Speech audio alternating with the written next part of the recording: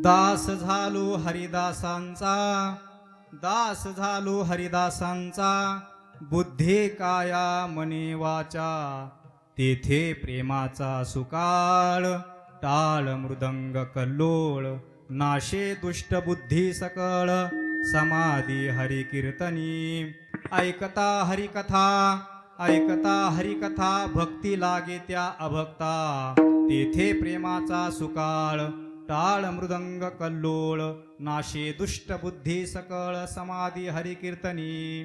देखोनी कीर्तनाचा रंग, देखोनी कीर्तनाचा रंग, कैसा उभा पांडुरंग, तेथे प्रेमाचा सुकाळ, टाळ मृदंग कल्लोळ, नाशे दुष्ट बुद्धी सकळ, समाधी हरि कीर्तनी.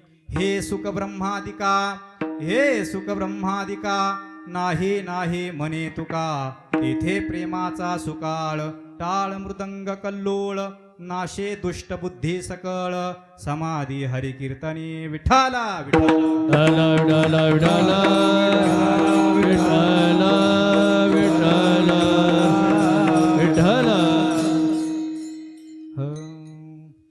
सत्यं ज्ञानमनन्तं नित्यमनाकाशं परमाकाशं, गोष्ठप्राङ्गणरिङ्गणलोलमनायासं परमायासं, माया कल्पितनानाकारमनाकारं भुवनाकारं, क्ष्मायानाथमनाथं प्रणमत गोविन्दं परमानन्दं परमानन्दं. महायोगपीठे तटे भीमरथ्यां वरं पुण्डलीकाय धातो मुनीन्द्रैः, समागत्य तिष्ठन्तमानन्दकन्दं, परब्रह्मलिङ्गं भजे पाण्डुरङ्गं. पांडुरंगा करू प्रथम नमन, पांडुरंगा करू प्रथम नमन, पांडुरंगा करू प्रथम नमन, पांडुरंगा करू प्रथम नमन. दुसरे चरण संताजिया, दुसरे चरण संताजिया, दुसरे चरण संताजिया. कृपादाने कथेचा विस्तार, कृपादाने कथेचा विस्तार, कृपादाने कथेचा विस्तार, कृपादाने कथेचा विस्तार. गुरुदास तुका, गुरुदास तुका, गुरुदास तुका. योऽन्त प्रविश्य मम वाचमिमां प्रसुप्तां, सञ्जीवयत्यखिल शक्तिधरस्वधाम्ना. अन्यांष्टहस्तचरणश्रवणत्वगादीन् प्राणानमो भगवते पुरुषाय तुभ्यं. कलावज्ञे जीवोद्धरार्थावतारं, कलाङ्काङ्क तेजोधिकामोदिवक्त्रं, कलानिशवादापनोदारदक्षं, समाधिस्थमूर्तिं भजे ज्ञानदेवम्. ॐ नमो ज्ञानेश्वरा, ॐ नमो ज्ञानेश्वरा.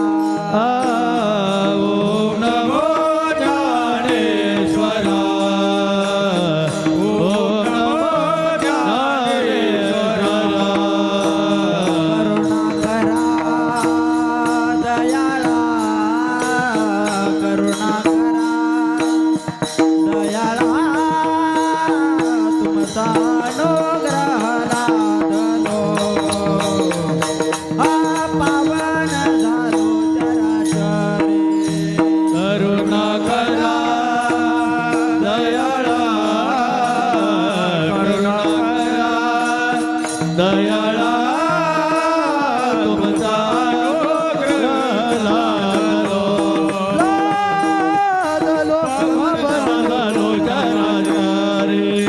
ओम नमो ज्ञानेश्वरा, करुणाकरा दयाळा, तुमचा अनुग्रह लादलो, पावन झालो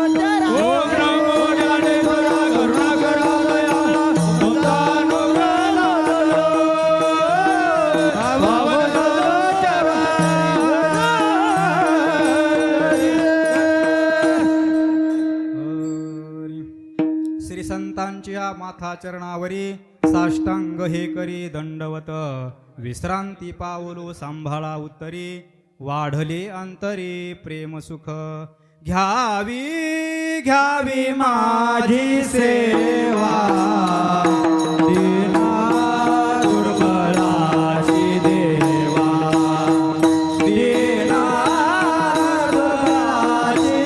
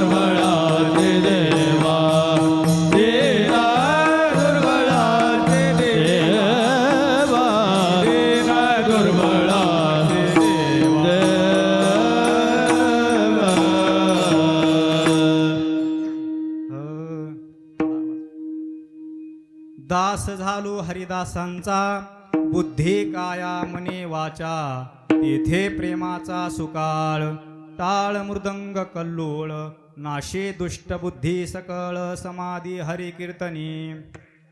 प्रस्तुत प्रसंगी प्राप्त स्थळी संप्राप्त सेवेसाठी निवडलेला अभंग भक्त भागवत जीवनमुक्त संत जगद्गुरु तुकोबाराय यांच्या गाथेतील संतपर प्रकरणातील 5 चरणाचा अभंग असून या अभंगातून जगद्गुरु तुकोबाराय तुम्हा आम्हाला जीवाला वैष्णवांच्या दारामध्ये गेल्याच्या नंतर त्यांचं दास्यत्व स्वीकारल्याच्या नंतर तेथे आपल्याला काय फल प्राप्त होतं याचा विचार आजच्या अभंगात जगद्गुरु तुकोबाराय सांगतात. विठ्ठल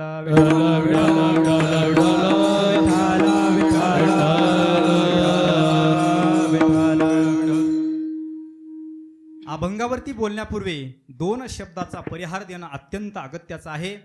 सालाबाद प्रमाणे याही वर्षी आपण मोठ्या दिमाखामध्ये सप्ताह त्या ठिकाणी करत आहात.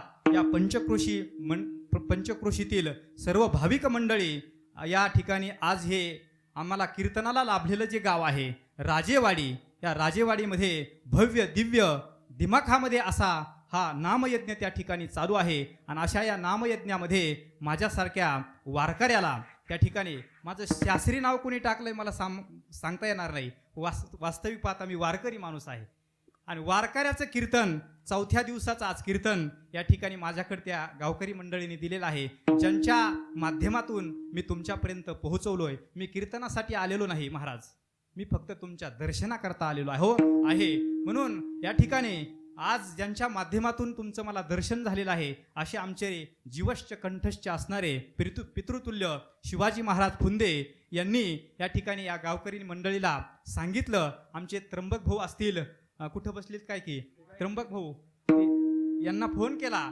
आणि त्यानंतर त्यांनी लगेच सांगितलं की महाराजांची तारीख घ्यायची. म्हणून अशा माध्यमातून तुमच्या समोर बसलेल्या राजकीय, सामाजिक, शैक्षणिक, पारमार्थिक अशा सर्व क्षेत्रातील या ठिकाणी मंडळी आहेत. तसेच नोहे हा एकल्याचा खेळ म्हणून मेळ जमविला. या ठिकाणी कीर्तन करायचं असेल, सप्ताह करायचा असेल, त्या ठिकाणी सर्व टाळकरी गुणीजन गायक मंडळी लागत असतात. म्हणून या ठिकाणी आत्ताच ज्यांनी चाल गायली असे असणारे माझ्या समवेत आलेले ते बी संस्थेचे विद्यार्थी आहेत, अंगद महाराज निंबाळकर, आणि त्यांच्या समवेत ज्यांनी चाल उत्कृष्ट पद्धतीने गायले असे असणारे महाराजांचं काय नाव आहे? मुकुंद महाराज. काय गोड आवाज आहे महाराज. असे तरुण त्या ठिकाणी पाहिल्यानंतर, नाहीतर वास्तविक पाहता आता तरुण कीर्तनात धरून आणावं लागायला लागले, असे गोड चाल त्यांनी गायलेली आहे. तसेच आमचे परमस्नेही आदरणीय महाराज आमचे उपस्थित आहेत. काय नाव महाराजांचं? मी नाव विसरलो बघा. आम्ही ते मुक्ताई संस्थानावर 8 दिवस सोबत होतो.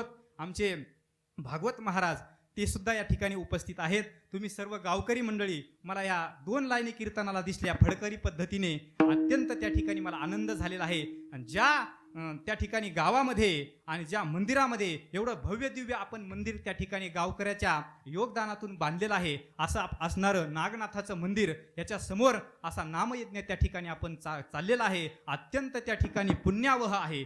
वारकरी संप्रदायामध्ये वारकऱ्याचं दर्शन होण्याकरता निष्काम आचरण करावं लागतं आणि ते निष्काम आचरण तुम्ही केलंय. निष्कामता निजदृष्टी एवढं प्रमाण त्या ठिकाणी घरी घेऊन जा. निष्कामता निजदृष्टी अनंत पुण्य कोट्यान कोटी रोकडेला लाहिजे पाठोवाटी तय होय भेटी हरिप्रियाची. अशी असणारे हरिप्रियाची भेट म्हणजे तुमच्या गावामध्ये दरवर्षी येतात असे असणारे कैलास वारकरी, हे निष्ठावंत जीवन झिजून वारकरी त्या ठिकाणी झालेले आहेत. वारकरी होणं मी पुढे चिंतनात सांगणारच आहे. वारकरी होणं म्हणजे एवढं सोपी गोष्ट नाही. तुम्हाला त्यांचं दर्शन लाभलं हेच त्या ठिकाणी तुमच्या गावाने निष्कामतेचं जे आचरण केलेलं आहे त्यांचं दर्शन तुम्हाला लाभलेलं आहे. असे आम्ही आत्ता सोहळ्यामध्ये सोबतच होतो. ते 19 नंबर दिंडीमध्ये होते आणि मी बंडा तात्या कराडकरांची 12 नंबर दिंडी, त्या दिंडीत मी चलत होतो. नेहमी पखवाज वाजायला मी पखवाज पण वाजवतो. त्यामुळं त्या ठिकाणी त्या दिंडीत त्यांचं दर्शन व्हायचं. असे असणारे कैलास महाराज आणि जे अनेकांना त्या ठिकाणी आजपर्यंत वाजवत आलेले आहेत असे असणारे महाराज. काय नाव महाराजांचं? माऊली महाराज. खूप गोड हात आहे. मी पण पखवाजातला थोडा तज्ञ आहे, पण मला त्या ठिकाणी आल्या महाराजांचा फार गोड हात आहे. असे सगळेच तुम्ही समोर ज्या अभंगाचं चिंतन ऐकायला बसलेला आहात तुम्हाला सर्वांना त्या ठिकाणी नतमस्तक करतो. माझ्या माता भगिनी, माझे तरुण मंडळी, वयोवृद्ध मंडळी सर्वांच्या चरणावरती मी नतमस्तक होतो. मला ज्यांनी इथपर्यंत पोहोचवलं असे आमचे शिवाजी महाराज, त्यांच्या चरणावरती नतमस्तक होतो. त्र्यंबक भाऊनी फोन केला आणि त्या ठिकाणी फोन केल्याबरोबर आमचा काय परिचय नव्हता, पण फोन केल्याबरोबर त्या ठिकाणी इतकं गोड बोलणं आलं की मला वारकरी माणसं भेटले पाहिजे असं त्या ठिकाणी आमचं चिंतन झालं आणि मी तुमच्या दर्शनाकरता आलेलो आहे. विठ्ठला विठ्ठला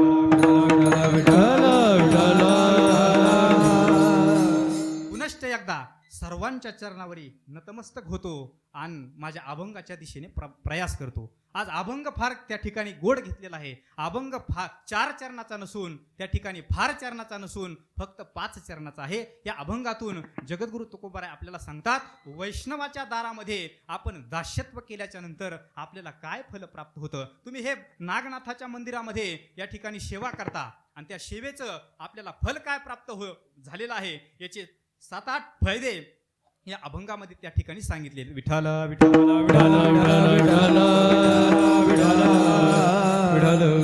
मृत्यू लोकामध्ये जीवन जगत असताना कोण ना कोण त्या ठिकाणी कोणी आणि कोणी कोणाचं तरी दास्यत्व करतो. दास्यत्वच करत नाही असा एकही मनुष्य तुम्हाला या मृत्यू लोकामध्ये दिसणार नाही. या माणूस दिसणार नाही, त्या ठिकाणी बायका दिसणार नाहीत, त्या ठिकाणी पशु दिसणार नाहीत, त्या ठिकाणी प्राणी दिसणार नाहीत. दास्यत्वच करत नाही असं कोणीच या मृत्यू लोकामध्ये तुम्हाला दिसणार नाही. दास्यत्व करत नाहीत असा प्राणी दिसणार नाही, कोणीच त्या ठिकाणी दास्यत्व करत नाहीत. विठ्ठल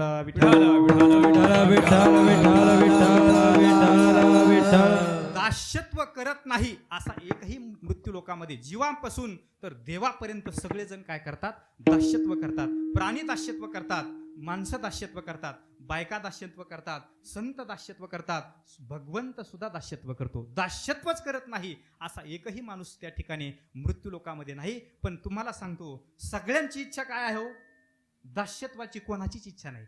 मग काय व्हायची इच्छा आहे? आपल्याला मालक व्हायची इच्छा आहे. सगळेजण दास्यत्व करत नाहीत असं कोणीच नाही, पण सगळ्यांना होण्याची काय इच्छा आहे? धर्मशास्त्र सांगतं, प्रभुत्वम इच्छन्ति सर्वे दास्यत्वम अनिच्छन्ति ते, स्त्रिय पशव पक्षिनो देवा जीवा तथा नरः. धर्मशास्त्र गोड चिंतन सांगतंय, प्रभुत्वम इच्छन्ति सर्वे, त्या ठिकाणी सगळ्यांना मालक होण्याची इच्छा आहे. दास्यत्व स्वीकारायची कोणाचीच इच्छा नाही. करतात मात्र दास्यत्व, पण मालक होण्याची सगळ्यात त्या ठिकाणी इच्छा आहे. कोण कोण करतात? कशा कशाचं दास्यत्व? प्राणी दास्यत्व करतात, जीव दास्यत्व करतो, मानव दास्यत्व करतो, स्त्रिया दास्यत्व करतात, सगळेजण देव सुद्धा दास्यत्व करतो आणि संत सुद्धा दास्यत्व करतात. संत कसे दास्यत्व करतात आणि कोणाचं करतात? इथूनच आपल्या अभंगाचं आज द्वार आहे. विठ्ठल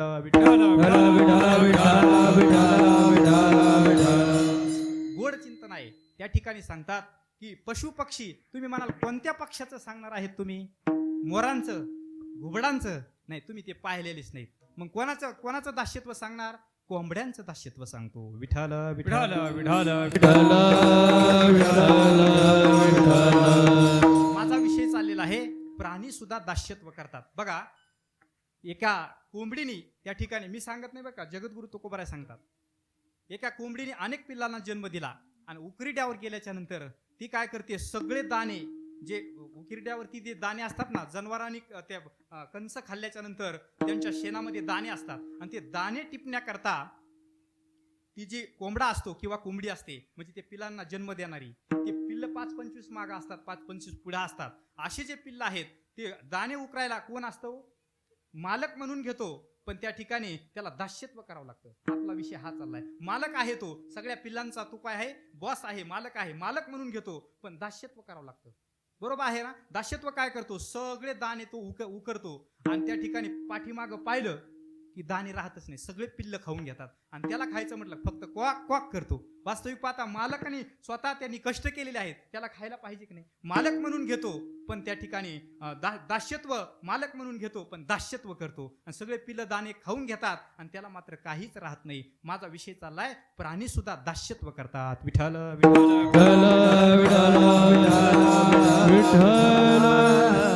आता घरामध्ये जे आपले वयोवृद्ध माणसं आहेत, घरामध्ये ते मालक म्हणून घेतात पण करतात मात्र दास्यत्व. आता मुलांनी जर एखादी वही आणा, पेन आणा, कपडे आणा असं म्हणतात, मालक म्हणतात, पण करतात मात्र काय? बाजारात कोण जातं?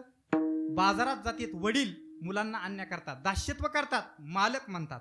आणि मग त्यांच्या ठिकाणी मालकत्व त्या ठिकाणी स्वीकारतात आणि दास्यत्व करण्याचा प्रयास करतात. त्या ठिकाणी पक्षाचं उदाहरण सांगितलं, जीवाचं उदाहरण म्हणजे मानवाचं उदाहरण सांगितलं. स्त्रिया सुद्धा स्त्रिय पशव पक्षिनो, सगळे जीव त्या ठिकाणी काय करतात, दास्यत्व करतात.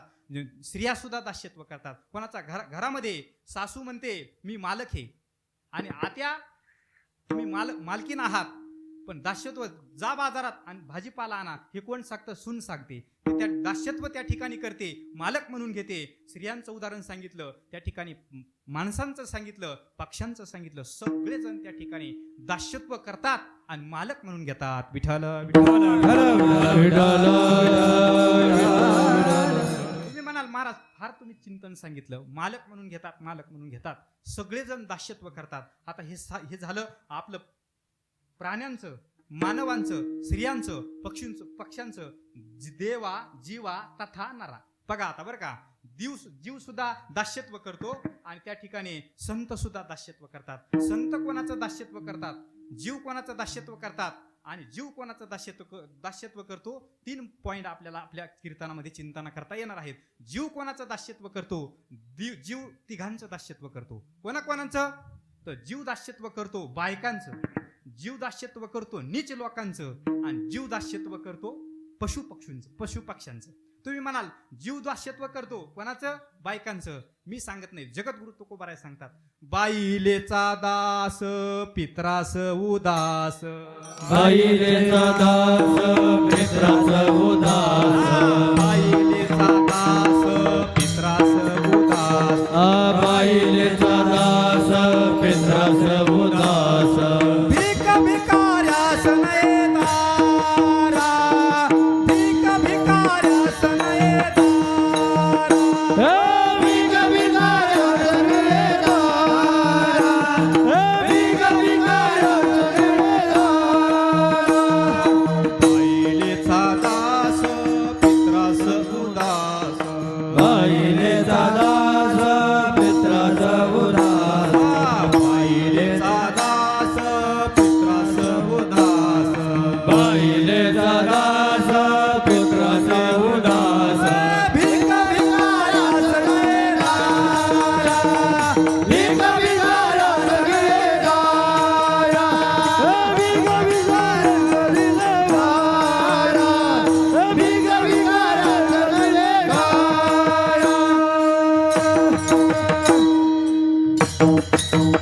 वाह सुंदर.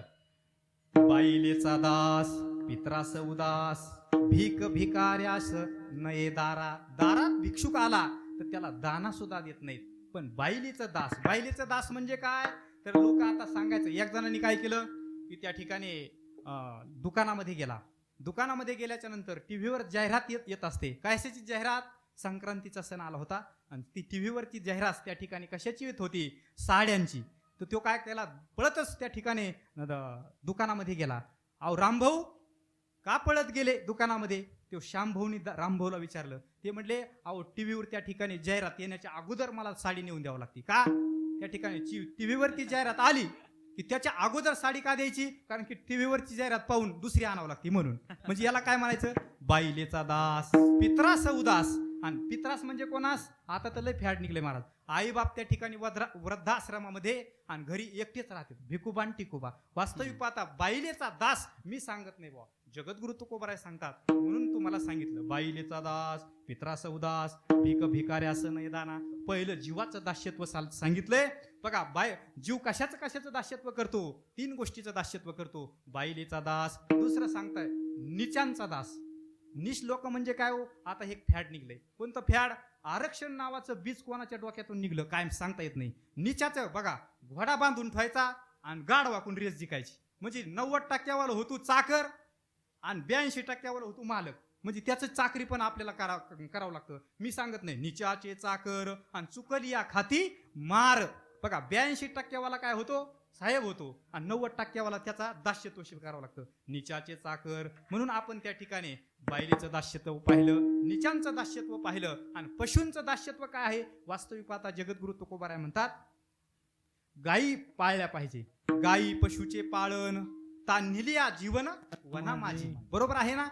गायी पाळल्या पाहिजे. त्या ठिकाणी आपलं धर्माचं ते कार्य आहे. पण गायीशी देखोनी बदा बदा मारी आणि घोड्याची चाकरी गोड लागे. आजकाल लोक गायी पाळत नाहीत. मग काय पाळतात? शेळ्या पाळतात. शेळ्या पाळतात कशा करता मी सांगत नाही. खाटीक हा स्नेहवादी पशुपाळी आणि कापावया नळी तयासाठी. मी सांगत नाही. जगद्गुरु तुकोबाराय सांगतात, भोरप्याने सोंग पालटिले परी बक ध्यान दरी मच्छायसे. जसा बगळा माशावर टपून असतो तसे आपले ते बाल कधी वाढते आणि कधी मी त्या ठिकाणी कसाईकडे कापायला देतो आणि कधी त्या ठिकाणी त्याच्याकडून पैसे घेतो. याच्याकरता आपण ती पाळतो.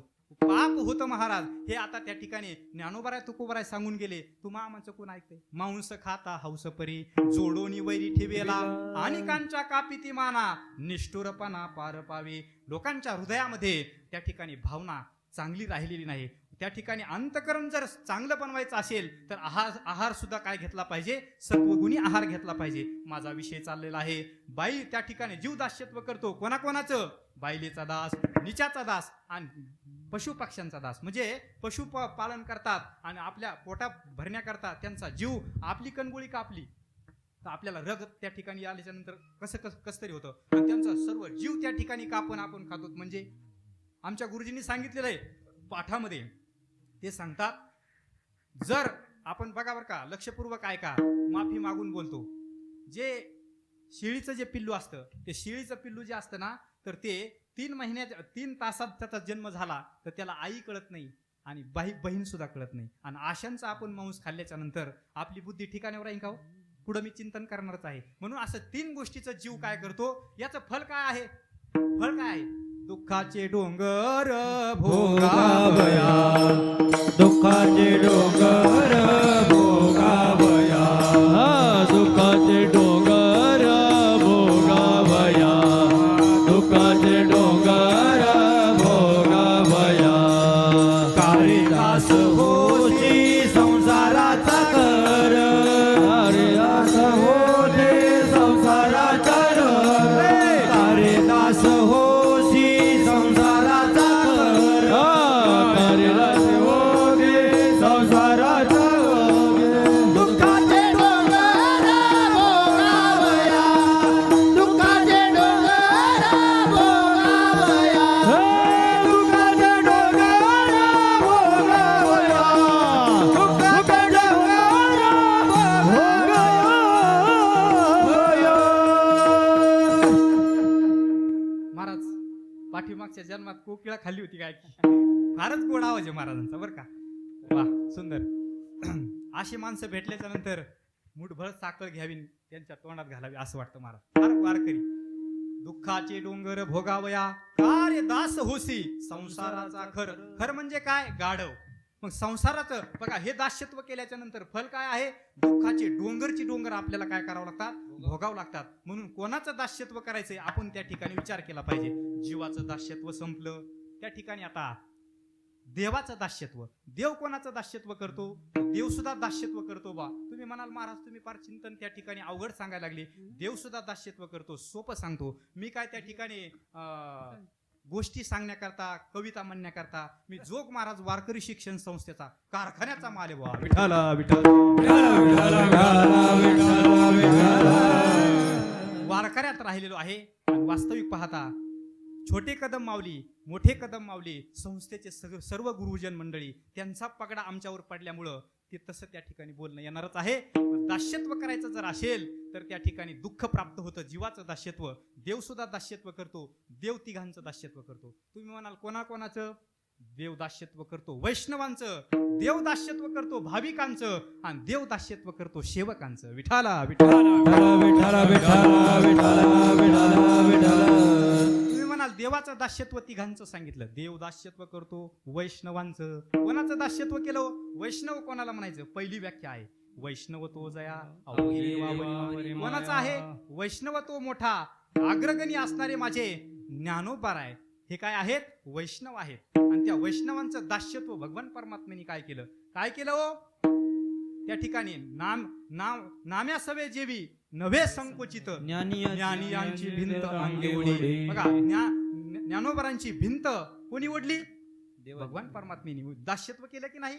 दास्यत्व केलं महाराज. पहिलं दास्यत्व मी तुम्हाला सांगितलं, वैष्णवांचं दास्यत्व भगवंत करतो. अनेक उदाहरणं आहेत पण त्या ठिकाणी वेळ घेत नाही. वैष्णवाचं म्हणजे नाथ महाराजांच्या घरी 36 वर्ष कोणी पाणी भरलं? भगवंतानी, म्हणजे दास्यत्वच केलं. अनेक निळोबरांकडे भगवान परमात्मा आले. कशा करता आले? एक उदाहरण सांगतो, भजन करा. विठाला विठाला विठाला एक रेल्वे जी असते ना, रेल्वे जाण्याकरता एक रोड असतो आणि रेल्वे गेल्याच्या नंतर म्हणजे दरवाजा लावायचा आणि उघडायचा एक जणाकडे काम होतं. आणि आषाढी एकादशी आली. आषाढी एकादशी आल्याच्या नंतर तो म्हटला, आता ते इंग्रज लोक होते, जुन्या काळचा दृष्टांत आहे, आणि हे वारकरी त्या ठिकाणी इंग्रज लोक होते आणि इंग्रज लोक वारीला त्या ठिकाणी त्या वारकऱ्याला जाऊन द्यायना. घडलेली खरी गोष्ट आहे बरं का, मोठ्यांच्या मुखातून ऐकलेलं आहे.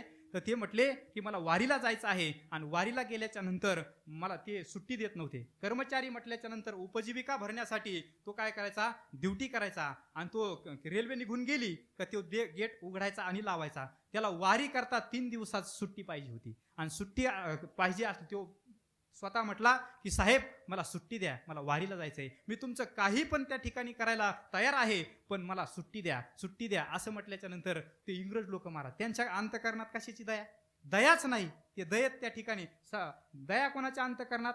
दया संता भांडवल वेची बोल उपकार. संतांच्या अंतकरणात त्या ठिकाणी दया असते, त्याच्याकडे दया नव्हती. ते म्हटले कशाची त्या ठिकाणी वारी, आणि कशाचे पताका, आणि कशाची दिंडी, आणि कशाची एकादश, काही नाही, ड्युटी करा म्हटले. आणि याच त्या ठिकाणी निष्ठावंत भाव, भक्ताचा स्वधर्म. भक्ताचा स्वधर्म काय आहे? निष्ठावंत आहे. म्हणून त्या ठिकाणी तो म्हटला माझी नोकरी गेली तरी चालेल, मी आता काय करणार, 3 दिवसाकरता, दशमी एकादशी आणि द्वादशी 3 दिवसाकरता वारीला जाणार म्हणजे जाणार, आणि गेलंच पाहिजे बरं का. ज्याला एक गोड शब्द वापरतो बरं का, सगळे लक्ष देऊन ऐका, ज्याला जन्म मरणाची वारी चुकवायची त्यांनी ही वारी केली पाहिजे. विठाला विठाला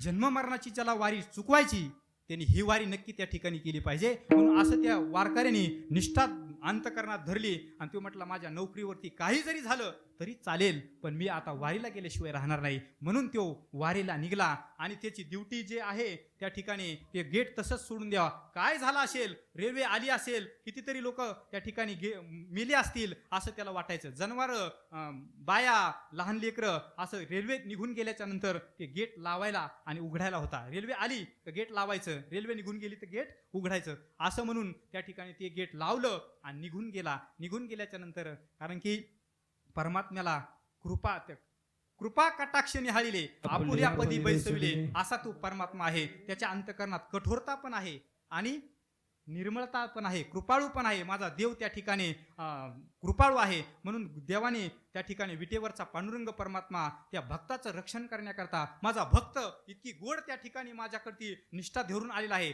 आपुल्या लाजा धावे भक्ताची आकाजा, आपुल त्याला लाज वाटते, आणि म्हणून त्या ठिकाणी विटेवरचा देव खाली आला. 3 दिवस त्या ठिकाणी रेल्वेचं गेट खाली आणि उघडलं आणि लावलं. असं त्या ठिकाणी 3 दिवस केलं, आणि आषाढी वारी संपली, द्वादश संपली. द्वादश संपल्याच्या नंतर तो वारकरी पुन्हा वापस आला. गावकरी त्याच्यासोबत जे वारकरी गेलेले होते ते म्हटले अहो हे तर आमच्या सोबत होता. गावकरी म्हटले अहो इथं कोण होतं? सही पाहिली तर त्या ठिकाणी पांडुरंगाने सह्या केलेल्या होत्या रजिस्टर मध्ये. बघा असं त्या ठिकाणी परमात्मा दास्यत्व करतो. आणि मग तो जो भक्त होता रडू लागला. तिथं तुळशी बुक्का त्या गेट पशी पडलेलं होतं. म्हणून आज सुद्धा तिथं जा, त्या ठिकाणी तिथं मंदिर केलेलं आहे महाराज मोठं. मी प्रत्यक्षात गुरुवारांच्या मुखामधून ऐकलेलं आहे. आणि मग अशा पद्धतीने भगवान परमात्मा कोणाचं दास्यत्व करतो? भक्तांचं दास्यत्व करतो. विठाला देव वैष्णवांचं दास्यत्व करतो. अजून तुम्ही सांगितलं महाराज देव भक्तांचं दास्यत्व करतो. भक्ता पहा पहा कृपाळू भक्ता भाविकासी. बघा भक्ताच्या घरी परमात्मा येतो आणि देव सेवकाचं दास्यत्व करतो. विठाला देव सेवकाचं दास्यत्व करतो. सेवक कोण? बघा पांडवाच्या काळामध्ये कौरव आणि पांडवाचं घोर घन त्या ठिकाणी युद्ध लागलं. युद्ध लागल्याच्या नंतर ते जे भीष्माचार्य होते, दुर्योधन भीष्माचार्याला म्हणतोय की अहो तुम्ही एका पक्षात राहता आणि एका पक्षाचं काम करता, असं का करता? तर ते म्हटले आज मी त्या ठिकाणी शपथ घेणार आहे. काय? भीष्मपण केला खरा धनुर्धरा रक्षिले. म्हणून अशी शपथ आपण शपथ घेतो. भाकरी केल्या खायला आणि शपथा केल्या व्हायला. कारण की आपण शपथ घेतो पण आपली शपथ काही कामाची नसते, असा आहे. म्हणून त्या ठिकाणी परमात्मा म्हणजे त्या भक्तांनी काय केलं, भीष्माचार्यांनी शपथ घेतली. म्हटले आत्ता त्या ठिकाणी पांडवी त्या ठिकाणी निष्पृत मी करेल, असं 5 पांडव जे आहेत ना, आता निष्पांडवी पृथ्वी त्या ठिकाणी मी करेल, असं भीष्माचार्याचं ब्रीद होतं. आणि म्हणून त्या ठिकाणी असं असताना परमात्मा महाराज किती दास्यत्व करतो हे सांगतोय. आणि मग या जिथं कुटिया होती भीष्माचार्याची, त्या भीष्माचार्य त्या कुटीवरती त्या ठिकाणी प्रतिज्ञा केली. आणि प्रतिज्ञा केल्याबरोबर भगवान परमात्म्याने द्रौपदीला घेतलं, खांद्यावर बसवलं. आणि पहाटे 3 वाजता त्या ठिकाणी भीष्माचार्याच्या दारामध्ये भगवान परमात्मा आणि द्रौपदी आली. आल्याच्या नंतर अहो म्हटले कोण एवढ्या पहाटे आलंय. जुन्या काळचे साधू लवकर उठायचे, 3 वाजताच त्या ठिकाणी लवकर आले. आल्यानंतर भगवान परमात्म्याने त्या द्रौपदीला त्या ठिकाणी आणलं समोर. द्रौपदीला सांगितलं तुझ्या हातातल्या बांगड्या वाजून देऊ नको. बांगडीचा नाद, कबशीचा नाद आणि पैशाचा नाद हे फार बेकार आहे. डांबरू जर पैसे पडले कोणाचे आपण पाहतो, बरोबर आहे की नाही. आणि चहा आमचे वारकरी त्या ठिकाणी नित्यनेम करायला बसले, कबशी त्या ठिकाणी आवाज झाला की लगेच चहा आलाय, नित्यनेम लगेच गुंडाळतात महाराज, असं आहे. म्हणून बांगडीचा नाद, कबशीचा नाद आणि पैशाचा नाद फार फार विचित्र आहे. म्हणून त्या ठिकाणी असा बांगड्या वाजू नको, कोण आलंय असं त्या ठिकाणी कळून देऊ नको, असं परमात्म्याने द्रौपदीला सांगितलं. गेले आतमध्ये गेले आणि द्रौपदीला आतमध्ये पाठवलं. आणि परमात्मा बाहेरच उभा राहिले. त्यांना निष्पांडवी पृथ्वी करायची होती ना. आणि मग गेल्याच्या नंतर त्या बांगड्या वाजल्या, आतमध्ये गेले. त्यामध्ये कोण आले, एवढ्या पहाटी कोण आले स्त्री. पाहिली तर द्रौपदी आहे. अहो तू एकटी आली नाहीस, तुझ्यासोबत कोणीतरी आलेलं आहे. मग त्या ठिकाणी भीष्माचार्याने ओळखलं आणि ते म्हटले अष्टपुत्र सौभाग्यवती भव. ते म्हटले पाठीमागच्या जन्माचं का ह्या जन्माचं का पाठीमागचं. मग त्या जो आशीर्वाद होता त्या आशीर्वाद साधूचा आशीर्वाद त्या ठिकाणी खरा ठरत होता जुन्या काळामध्ये. आणि मग ते बाहेर आले. बाहेर आल्याच्या नंतर माझ्या पांडुरंग परमात्म्याने त्या द्रौपदीचा त्या ठिकाणी चपला डोक्यावर घेतला. राखे दारवंटा बळीचा, सारथी झाला अर्जुनाचा, दास सेवकांचा होय साचा अंकित. म्हणून त्या ठिकाणी परमात्मा कोणाचं दास्यत्व करतो, भक्तांचं दास्यत्व करतो. विठाला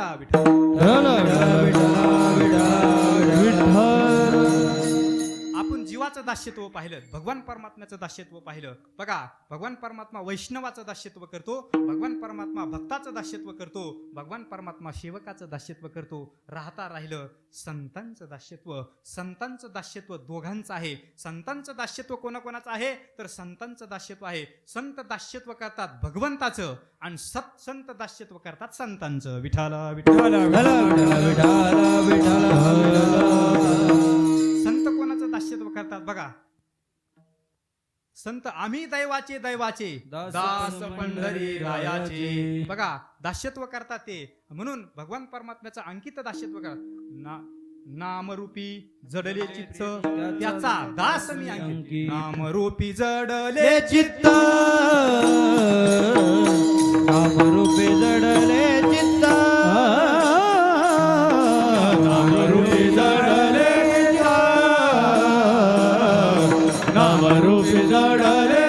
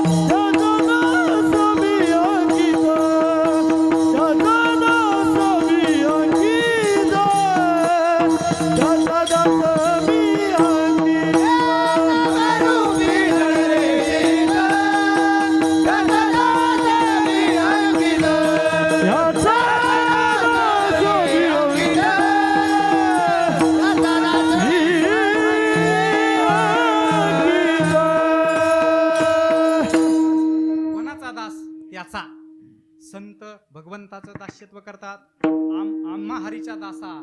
मग दास्यत्व केल्याच्या नंतर त्या ठिकाणी आमचा नाश होऊ शकत नाही. भगवान परमात्म्याचे संत दास्यत्व करतात. अजून कोणाचं दास्यत्व करतात?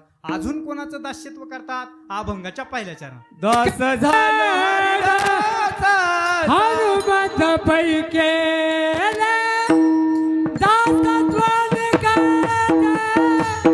हनुमंत पैके दास्यत्वानी काढ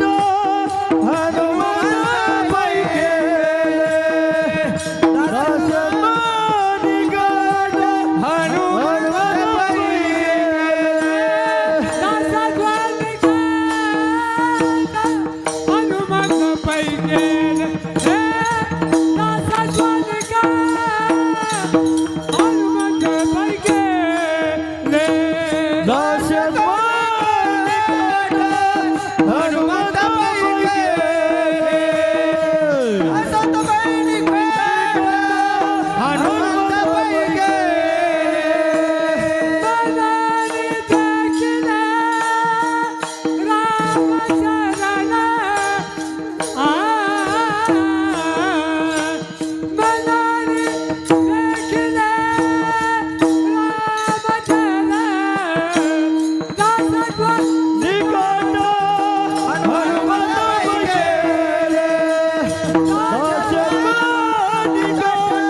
हनुमंत पैके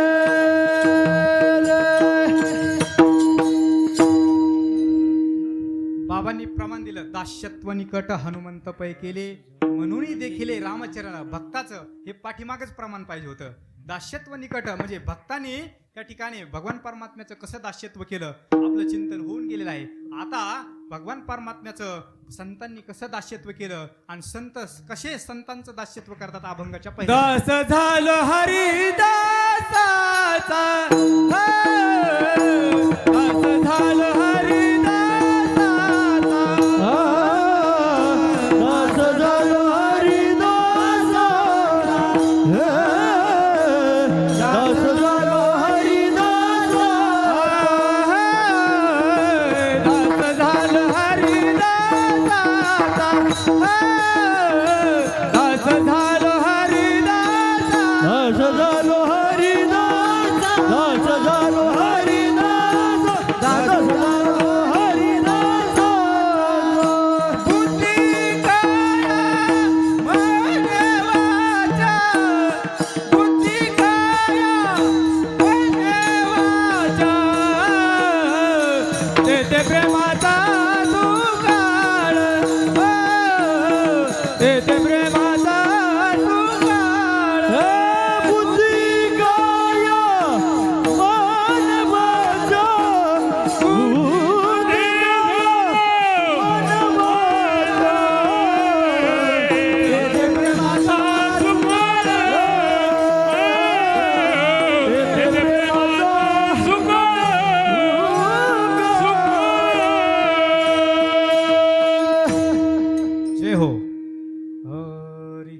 दास झालो हरिदासांचा बुद्धे काया मने वाचा. फार अभंगाचं गोड चरण आहे बघा.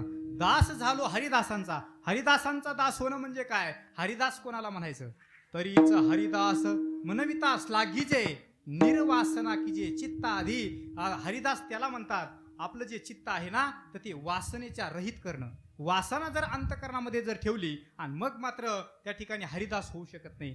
तरीच हरिदास मनविता श्लाघिजे निर्वासना कीजे चित्ताधी. जर वासना शिल्लक जर असेल तर त्याला जन्म घ्यावा लागतो. वासना त्या ठिकाणी जर असेल तर त्याला पुन्हा पुन्हा त्या ठिकाणी जन्म घ्यावा लागत असतो. अहंकार असल्यामुळं जन्म घ्यावा लागत असतो. असे अनेक त्या ठिकाणी चिंतन आहेत. म्हणून वासना आपल्याला ठिकाणी काढून टाकायची. पण वास्तविक पाहता वासना सगळ्या लोकांच्या अंतकरणामध्ये कशाची तरी वासना असते. कोणी जरी असू द्या अंतकाळाला जर त्या ठिकाणी पडिये देह भाव पुरवी वासना अंती दे आपणा पाशी न्यावे. देह पडायच्या अगोदर गीतेमध्ये असा एक श्लोक आहे. यम यम वापी स्मरण भावम त्यजत्यंते कलेवरम तम तम एवैती कौंतेय नाशी तेत्र संशय. बघा, शेवटच्या क्षणाला जर आपल्या अंतःकरणामध्ये आपली वासना त्या ठिकाणी चित्त चांगलं जर ठेवायचं असेल तर आयुष्यभर परमार्थ करायचा आहे. हे जे सप्ताह आहे, डॉक्टर महाराजांच्या भाषेत सांगू का, डॉक्टर महाराज म्हणायचे आळंदीला असताना पाठाला, ते म्हणायचे परमार्थ म्हणजे धांगड धिंगा नाही, परमार्थ हा असा दोरीत असला पाहिजे, तरीच त्याला त्या फळ प्राप्त होत असतं. म्हणून त्या ठिकाणी सांगायचा भाग असा आहे, दास्यत्व आपण केल्याच्या नंतर आपली वासना निघून गेली पाहिजे. उदाहरण त्या ठिकाणी एक सांगतो, भजन करा विठ्ठला विठ्ठला.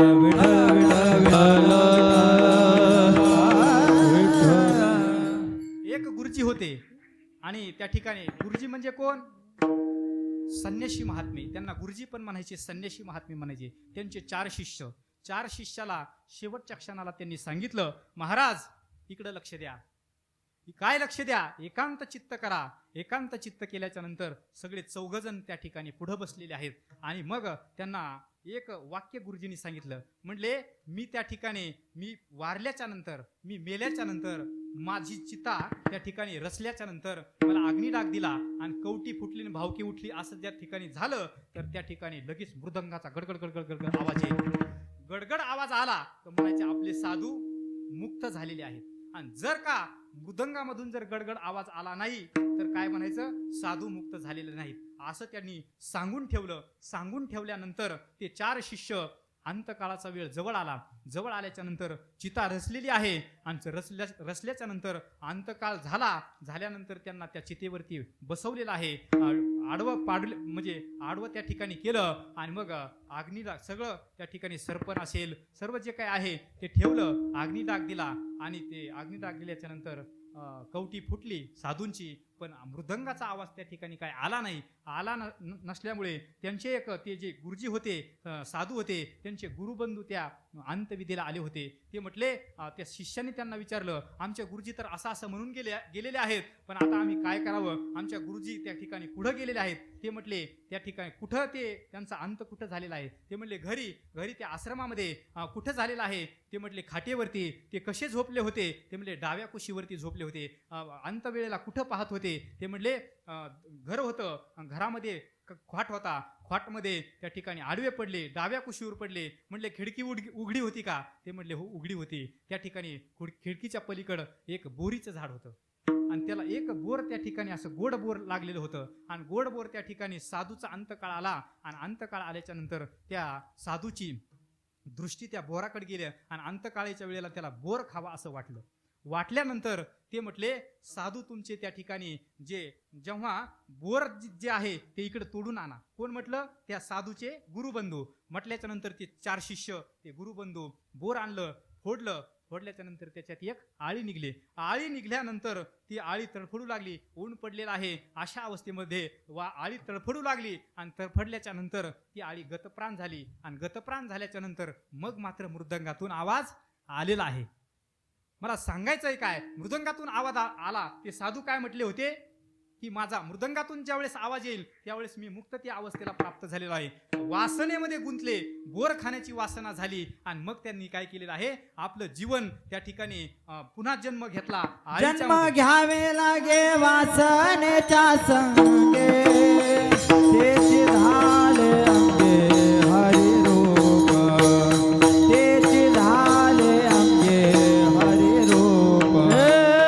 जन्म घेणे लागे वासनेच्या संगे, तेची झाले अंगे हरी रूप, तेची झाले अंगे हरी रूप. अंतकाळाच्या वेळेला त्या ठिकाणी वासना निर्माण झाली तर तोच जन्म त्या ठिकाणी प्राप्त होतो असं नाथ महाराज सांगतात. एक रोहिदास महाराज, आपले रोहिदास चर्मकार समाजाच्या त्या ठिकाणी जन्माला आले. त्यांची सुद्धा एक कथा अशी आहे, वासना त्या ठिकाणी शिल्लक राहिल्यानंतर कसा जन्म प्राप्त होतो. ते साधू होते, अगोदरच्या जन्मामध्ये साधू होते, संन्यासी होते, पण कुटिया पुढून एक वरांगना, तिचं वेश्या नाव होतं, ती रोज त्या ठिकाणी जात असल्यामुळे त्या ठिकाणी तिने काय केलं, रोज जायची. हे रोज साधू तिला उपदेश करायचे, अहो माता माऊली तुम्ही असा त्या ठिकाणी चुकीचं काम करू नका. रोज त्या ठिकाणी 1 महिना उपदेश करायची, पण त्या वरांगना बोधावर आरूढ होती. बघा बरं का, भागवतामधलं आहे, भागवतामध्ये असं एक उदाहरण आलेलं आहे. आणि मग ती वरांगना म्हटली, साधू तुमचा शेवट सांभाळा, माझं काही का होईना. 1 महिना उपदेश करत होते. असं करता करता करता त्या साधूचा एक शिष्य जवळ आला. जवळ आल्याच्या नंतर ते म्हटले, मला एक जोडे आणा. जुन्या काळात जोडे असायचे बघा, जोडे आणा. त्या शिष्याचं ते राहूनच गेलं बघा. संसारी माणूस कामामध्ये व्यापल्याला त्याचं ते राहून गेलं. अंतकाळीचा वेळ आला. अंतकाळीच्या वेळेला त्यांनी जोडवे आणले आणि ठेवले, देवळीत ठेवले. त्यांची वासना त्या जोडव्यामध्ये गुंतल्यानंतर त्या जोडव्याकडे पाहतच ते गेल्यानंतर ते वारल्यानंतर ते त्यांचा सगळा विधी झाला. आणि विधी झाल्यानंतर पुन्हा त्याच गावामध्ये त्यांचा जन्म प्राप्त झाला. ते नाव आहे श्रीगोंदा. श्रीगोंदामध्ये त्यांचा जन्म झाला. जन्म झाल्याच्या नंतर त्या ठिकाणी रडेनात, हसेनात, आईचं दूध सुद्धा पेनात. आता काय करावं? 5-25 महिला गावामध्ये एकत्र जमल्या. म्हटले ह्या बाळाला काय झालेलं आहे? आई रडू लागली. आणि अशा अवस्थेमध्ये म्हटले आता कोणाकडे न्यावं? सगळ्या त्या ठिकाणी कोणाकडे न्यावं? दवाखाना केला, सगळं केलं. काय झालंय? इकडे लक्ष द्या. त्या ठिकाणी सगळं झालं. आणि झाल्यानंतर त्या ठिकाणी ते जे साधू होते, त्या साधूने त्या ठिकाणी वरांगणीने ते म्हटले आता आपण खालच्या आळीला जाऊ, त्या वरांगणीकडे जाऊ. वरांगणीचं दर्शन घेतलं. म्हटले अहो फक्त गावाला नाही, फक्त मलाच माहिती आहे याला काय झालेलं आहे. त्याला म्हणत होते, साधूला म्हणत होते, शेवट सांभाळा. वासनेचा संग होय अंतकाळी, तरी तपोबळी जन्मधरी. साधू तपोबळी होते, तरी त्यांना जन्म घ्यावा लागला. आणि मग रडेनात, हसेनात, आईचं दूध सुद्धा पेनात. आता काय करावं? त्या वरांगणाकडे गेले. आणि मग आता काय करा? उचलत्या पावलांनी परमार्थ करा. रडा, हसा आणि उचलत्या पावलांनी परमार्थ करा. मग तुमचा काय होईल? उद्धार होईल. असं त्या ठिकाणी साधूंनी सांगितलं, त्या वरांगणीने सांगितलं. आणि मग ते पुन्हा उठले, रडले, हसले. आणि मग त्यांनी त्यांच्या जीवनामध्ये साधना केली. आणि रोहिदास महाराज म्हणून आज सुद्धा त्यांचे पुण्यतीत होते. आज सुद्धा सगळ्या संत म्हणून त्यांचं त्या ठिकाणी जगामध्ये वावर आहे. मला सांगायचंय काय, वासना धरली तर त्याचं वाटलं झाल्याशिवाय राहत नाही. विठ्ठल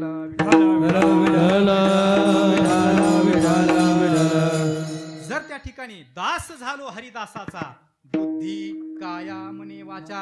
हरिदासाचं दास्यत्व आज जगद्गुरु तुकोबारांनी सांगितलेलं आहे. कसं दास्यत्व करायचंय? बुद्धीने दास्यत्व करायचंय.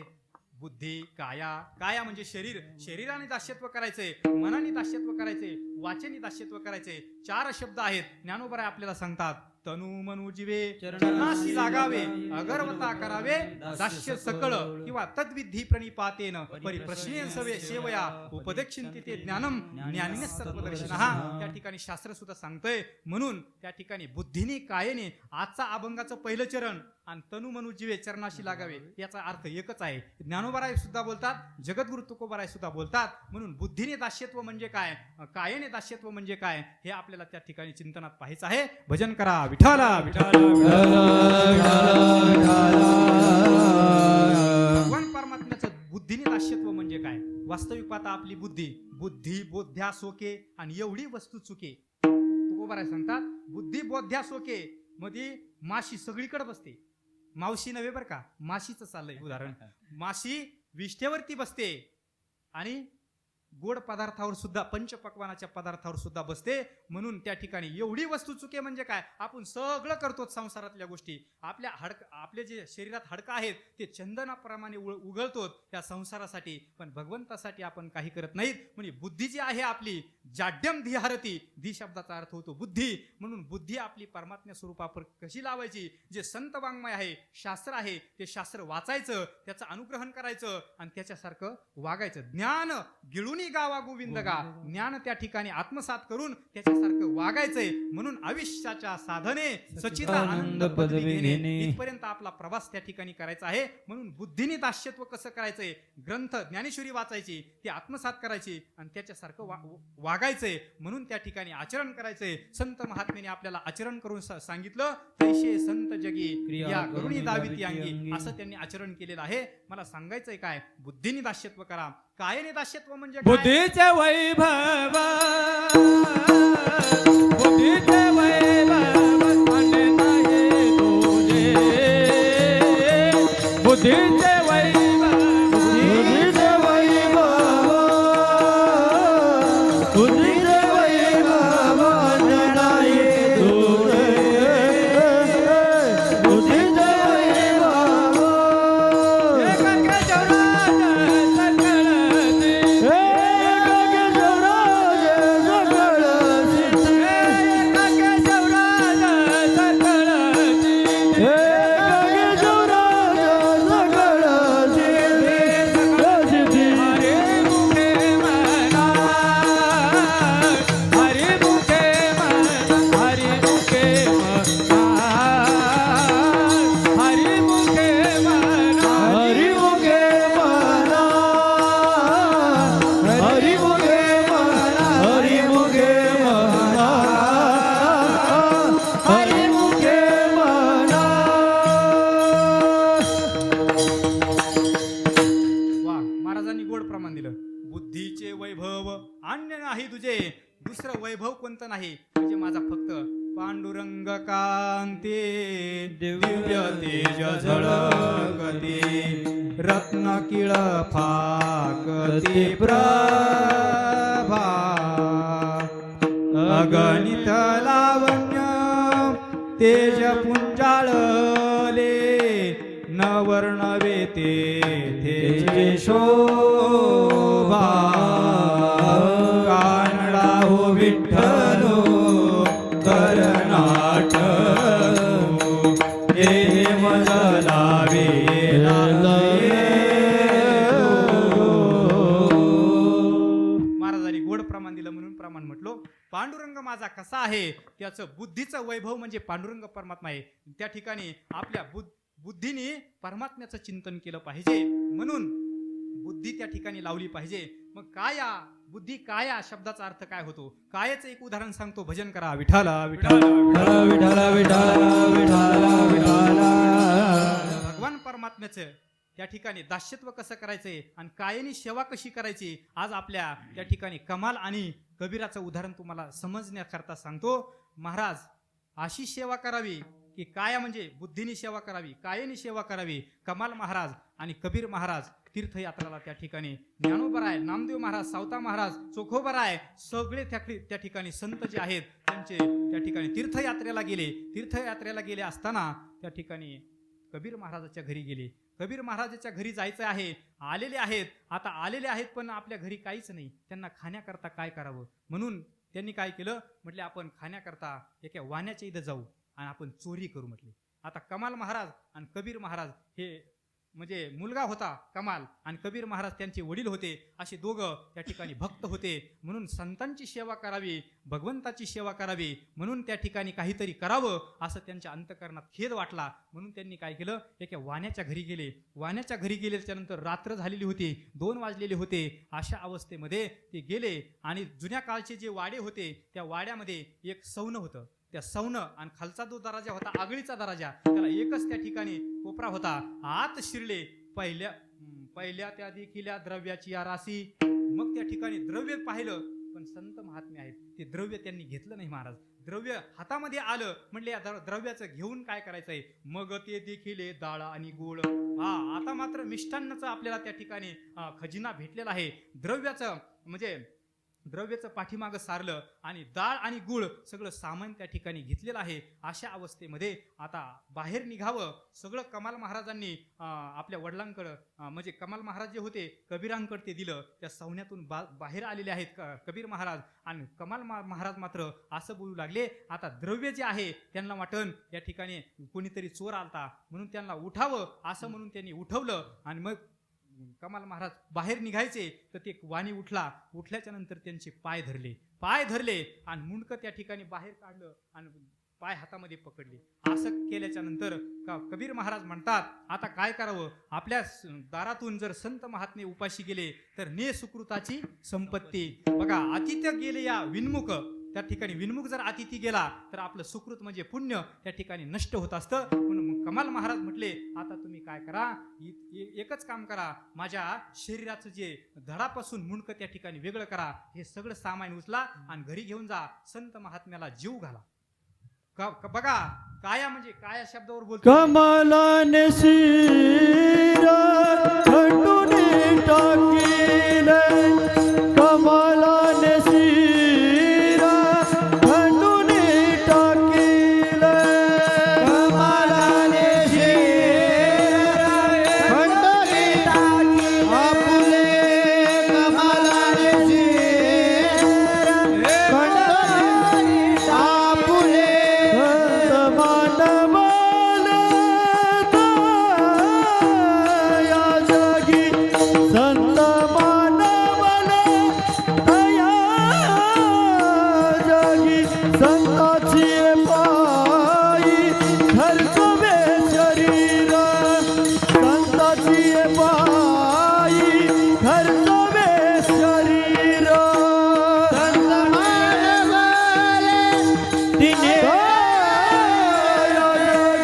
संत मानवाला तिने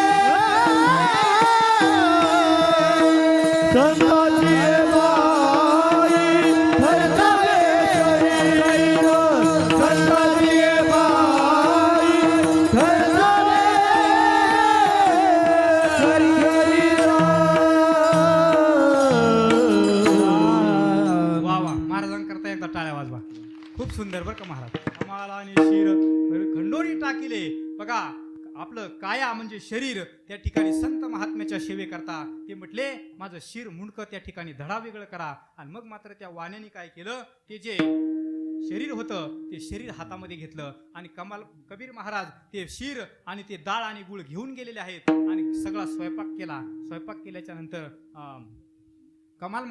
कबीर महाराजांच्या मंडळीने त्या ठिकाणी स्वयंपाक केलेला आहे. स्वयंपाक केल्याच्या नंतर ज्ञानोबाराय त्या ठिकाणी नामदेव महाराज चोखोबाराय सावता महाराज हे सगळे संत ज्ञानोबा तुकाराम ज्ञानोबा तुकाराम ज्ञानोबा तुकाराम ज्ञानोबा तुकाराम असं भजन करत करत दिंडी त्या ठिकाणी पोहोचलेली आहे. पोहोचल्याच्या नंतर मग मात्र आता काय करावं.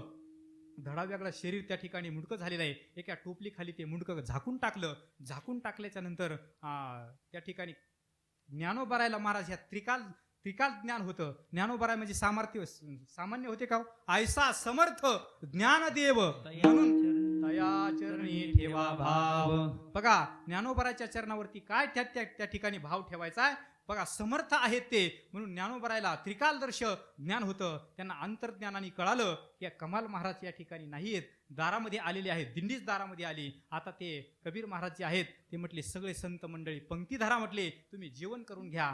पण ज्ञानोबाराय त्याच्यात फार त्या ठिकाणी कृपाळ उदार माझा ज्ञानेश्वर. बघा भक्त करुणा कर ज्ञानाबाई म्हणून त्या ठिकाणी माझे ज्ञानोबाराय म्हटले कमाल कुठे आहे. कमाल कुठं आहे म्हटल्याच्या नंतर त्या कबीर महाराजांच्या डोळ्यामधून घळघळ घळघळ त्या ठिकाणी अश्रू त्या ठिकाणी आलेले आहेत. अशा अवस्थेमध्ये सगळे संत महात्मे त्यांच्याकडे पाहतात.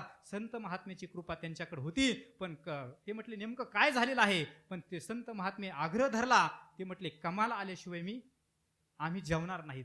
कसं बस त्या ठिकाणी आता काय करावं म्हणून त्यांनी प्रश्न विचारला. आता काय करावं म्हणून कमाल महाराजांनी ते सगळं वृत्तांत त्या ठिकाणी सांगितलेलं आहे. इकडं तोपर्यंत वाण्याने काय केलं जिथं जी चव्हाटीची जागा असते तिथं एक सूळ रावला आणि सुळावरती त्या ठिकाणी ते धड त्या ठिकाणी खोवलेलं आहे. आणि मग अशा अवस्थेमध्ये सगळं त्या ठिकाणी झालं आणि तिथपर्यंत दिंडी पोहोचली. पोहोचल्याच्या नंतर ते कमाल महाराज ते मुंडकं नसताना सुद्धा काय करायचे.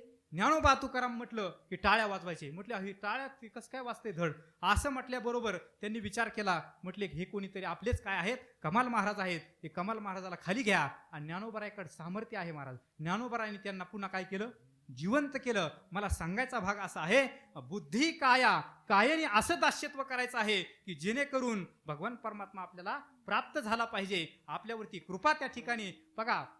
नामदेव महाराजांचा फार एक गोड अभंग आहे. शेवटची पाळी एक मनुष्य जन्म चुकलियावर फेरा पडे म्हणून याची जन्मी ओळखी करा आत्मारामा संसार संगम भोगू नका. तुम्ही इतरांचं जर दास्यत्व केलं तर तुम्हाला दुःख पदरात पडल्याशिवाय राहणार नाही. म्हणून संतांचं दास्यत्व करा, भगवंताचं दास्यत्व करा. फल काय? तर तुम्हाला मुक्तिरूपी फल प्राप्त होईल. बुद्धी काया मने वाचा. मने म्हणजे काय? आपलं मन त्या ठिकाणी दुसऱ्याचं त्या ठिकाणी वाईट चिंतत. एक दृष्टांत सांगतो, भजन करा. विठ्ठल एक आजीबाई, म्हणजे 2 आजी होत्या, वयोवृद्ध होत्या, 60 वय होतं. त्या बाजार करायच्या. बाजार करायच्या म्हणजे असं जे छोटं गाव आहे, अशा मोठ्या गावामध्ये बाजार करायच्या. काय काय करायच्या बाजार? एक जण त्या ठिकाणी माळीन मावशी आणि एक जण कुंभारीन मावशी, अशा 2 जणी होत्या. त्या काय करायच्या? आपलं वजं घ्यायच्या, रोज त्या ठिकाणी बाजार करायच्या. कालांतराने त्यांच्याकडे प्रगती झाली. आता प्रगती तर प्रत्येकाची होती, आपण प्रगतीच्याकडेच त्या ठिकाणी वाटचाल करतो. त्यांच्याकडे पैसे आले, त्यांनी असं ठरवलं आपलं त्या ठिकाणी वजन येण्याकरता एक आपण उंट घेतला पाहिजे, म्हणून जेणेकरून त्याच्या अंगावरती उंट वजन टाकलं की आपण बाजाराला जाऊ शकतो. अशा 2 जणी होत्या. पण कालांतराने पैसे दोघीकडे आले. एक होती माळीन मावशी, दुसरी होती कुंभारीन मावशी. कुंभारीन मावशी काय करायची? रोज गाडगे घालायची. एकीकडे तिचे गाडगे आणि एकीकडे मेथीची भाजी किंवा अनेक इतर भाजी, अशी भाजी त्या ठिकाणी होती. जात असताना त्या जिकडं गाडगे आहेत तिकडं माळीन मावशी चालायची आणि जिकडं भाजी आहे तिकडं कुंभारीन मावशी चालायची. कालांतराने असं झालं, पैसे आल्याच्या नंतर माणसाला अहंकार होतो, हे आपल्याला गीतेमध्ये सांगितलेलं आहे. आज त्यांच्याकडे पैसे आले आणि त्या माळीन मावशी जी आहेत, त्या माळीन मावशीचं अंतकरण बदललं महाराज, मन बदललं. ती म्हटलं हिचं वाटुळं झालं पाहिजे, आता काय करावं? मग उंट काय करायचा? मान फिरवायचा आणि भाजी खायचा. एक एक एक एक एक एक जुडी त्या ठिकाणी खायचा आणि खाऊन खाऊन त्या भाजीचं वजन कमी झालं. आणि धाड दिवशी त्या ठिकाणी काय झालं? ते गाडगे फुटले. त्या ते कुंभारीन मावशीचं एक सुद्धा त्या ठिकाणी गाडगं राहिलं नाही. माळीन मावशीच्या तरी 10-5 जुड्या शिल्लक राहिल्या. तिच्या अंतकरणामध्ये काय होतं? पाप आलं होतं मनामध्ये. अंतकरण म्हणजे मन, मनामध्ये पाप आलं. म्हणून त्या ठिकाणी असं दुसऱ्याविषयी पाप येऊ नये. कोण्याही जीवाचा नगडो मत्सर कर्म सर्वेश्वर पूजनाचे. किती जरी तुम्ही पूजा केली आणि किती जरी काही केलं तरी त्या ठिकाणी पूजा करायची. कारण की ज्ञानोबा आपल्याला ज्ञानेश्वरीमध्ये 18व्या अध्यायामध्ये सांगतात, पूजूनी देव पाहिजे, पेरुनी शेता जाईजे, दोषोनी प्रसाद घ्यायचे अतिथीचा. ज्ञानोबा सांगतात 18व्या अध्यायामध्ये. म्हणून आपल्या घरामध्ये देव पूजलेला असला पाहिजे, पण अंतकरण पूर्व. नाही तर मग त्या ठिकाणी सांगतात की जर रांडेविन जीव शृंगार पै केला, प्रेमाविन झाला ज्ञानी जैसा. जर त्या ठिकाणी तिचा किती शृंगार केला तर उपयोग आहे का? तशी अंतकरणात जर भक्ती नसेल तर ती पूजा सुद्धा काही कामाची नाही. म्हणून त्याचा भाव असा झाला पाहिजे, सकळा ठाई भगवत भाव हाची अनुभव जायाचा. म्हणून त्यांच्या चरणी लीन व्हावे, उद्धरावे कृपेने. म्हणून सगळीकडे आपला सारखा भाव झाला पाहिजे. हे मनाने सुद्धा ही परमार्थाची पावती आहे बरं का. आपण वाटचाल करत असतो पण आपलं मन मात्र त्या ठिकाणी, क्रिया म्हणजे परमार्थ नाही. मी वाऱ्या करतो, मी भक्ती करतो, मी पाठांतर करतो, पण अक्षराची केली आटी. जरी पोटी संत निंदा किंवा कथनी पठनी करुनी काय, रहनी वाचूनी वाया जाय. हे वारीमध्ये आल्याच्या नंतर कळतं महाराज. वारीमध्ये आल्याच्या नंतर पांडुरंगा करू प्रथम नमन सगळ्यांच्या पाठ आहे. एक चरण सगळे म्हणतात पण तो अभंग 100 चरणाचा आहे आणि त्याच अभंगामधले हे चरण आहेत. कथनी पठनी करुनी काय, रहनी वाचुनी वाया जाय. बघा, नुसतं कथन करून पठन करून गायन करून आपला उद्धार होऊ शकत नाही. उद्धार करायचा असेल तर उद्धाराचा संदेह नाही. याच्या काही सेवका पांडुरंग अभिमानी, जीवदानी कोवसा. कोवसा शब्दाचा अर्थ होतो आधार. भगवान परमात्मा खरं दास्यत्व केलं, खरं सेवा केली तर नक्कीच तुम्हाला त्या ठिकाणी उद्धाराला पात्र करतो. म्हणून त्या ठिकाणी बुद्धीनी कायेनी मनानी दास्यत्व आपल्याला ठिकाणी करायचंय. वाचेने सुद्धा दास्यत्व करायचंय. काय करायचंय वाचेने दास्यत्व? भगवान परमात्म्याचं चिंतन करायचंय. नामरूपी जडली प्रीती भगवत भावना सर्वाभूती. हेची परमार्थ साधन मुखी नाम हृदयी ध्यान. मुखाने नाम आणि हृदयामध्ये पांडुरंग परमात्म्याचं ध्यान करायचं आहे. म्हणून बुद्धी काया मने वाचा दास झालो हरिदासांचा. बघा, दास्यत्व केल्याच्या नंतर काय फल प्राप्त होतं? अभंगाच्या 2ऱ्या चरणात. तेथे प्रेमाचा सुकाळ टाळ मृदंग कल्लोळ. तेथे प्रेमाचा सुकाळ टाळ मृदंगाचा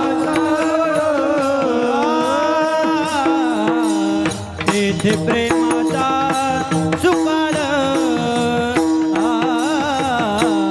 टाळ मृदंग कल्लोळ तेथे प्रेमाचा सुकाळ हो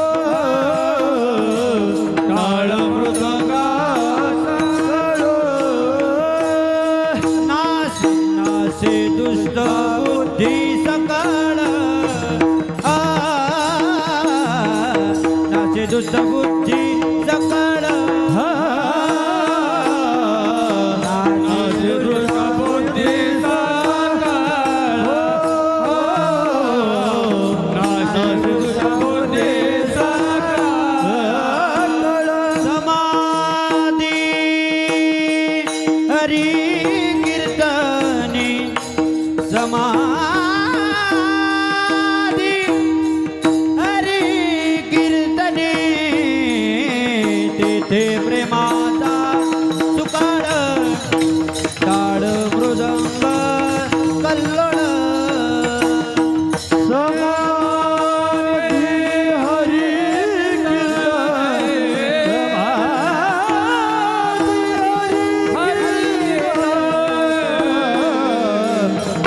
प्रेमाचा सुकाळ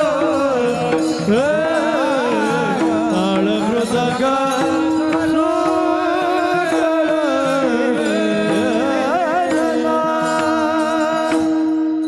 वा सुंदर प्रमाण दिलं बरं का महाराजांनी. ते हे प्रमाण म्हणणं अवघड आहे महाराज. कारण की तुम्हाला सांगतो काही गाथ्यामध्ये संत प्रकरणातला हा अभंग आहे. काही अभंग एक ठोके आहेत. सुंदर ते ध्यान उभे विटेवरी एक ठोके अभंग आहे. रूप पाहता दिडकीचा अभंग आहे. बरोबर ना, दिडकीचा अभंग आहे. पण काही चौचरणी अभंग आहेत. पण हे अभंग जर दिडकीचा नाही आणि चौचरणी बी नाही, याचे 4 चरण त्या ठिकाणी दिडकीचे आहेत आणि द्रौपद जे आहे ते चौकड्याचं आहे. हे अभंग तुम्ही म्हणाल ह्या अभंग का घेतला, हे तुमच्या पुढे नाही घ्यायचा, तो कोणा पुढे घ्यायचा. तुम्ही एवढे दिग्गज आहेत. दिग्गज पाहिल्याच्या नंतर मला वाटलं की तुम्ही नाही का, तुम्ही म्हणाल महाराज 2 त्या पद्धतीचा अभंग का घेतला, तुम्ही नाही का उसात कांदे लावी. बरोबर आहे, तशा पद्धतीने मी अभंग घेतला. म्हणून गोड चरण आहे. हे चरण म्हणायला अवघड आहे, त्याला वारकरी बाणा लागतो बा. महाराजांनी सुंदर प्रमाण दिलं. तेथे प्रेमाचा सुकाळ टाळ मृदंग कल्लोळ नाशे दुष्ट बुद्धी सकळ समाधी हरी कीर्तनी. तेथे प्रेमाचा सुकाळ काय आहे, पांडुरंग परमात्म्याचं दास्यत्व केल्यानंतर, संतांचं दास्यत्व केल्यानंतर तेथे म्हणजे कुठे, घरी नाही. तेथे म्हणजे ज्ञानोबाराच्या सोहळ्यात, तेथे म्हणजे नाथ महाराजांच्या सोहळ्यात, तेथे म्हणजे जगद्गुरु तुकोबाराच्या सोहळ्यात. हे जे सगळं तेथे म्हणजे येथे ही जी जागा आहे नागनाथाच्या मंदिरामध्ये एवढा भव्य सोहळा आपण त्या ठिकाणी केलेला आहे. तेथे प्रेमाचा सुकाळ. किती प्रेम आहे हो, कारण की एवढं प्रेम आहे. तुम्ही या ठिकाणी प्रत्येकाला प्रेमाची गरज आहे.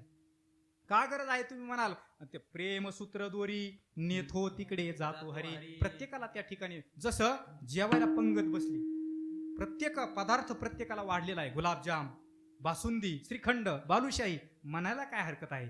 पंगत बसली आणि मग त्या ठिकाणी नाही तर तोंडाला पाणी सुटेल. पंगत बसली, सगळेजण गुलाबजाम घ्या, बासुंदी घ्या, पण पाणी घ्या म्हटल्याच्या नंतर कोण नको म्हणतं सांगा.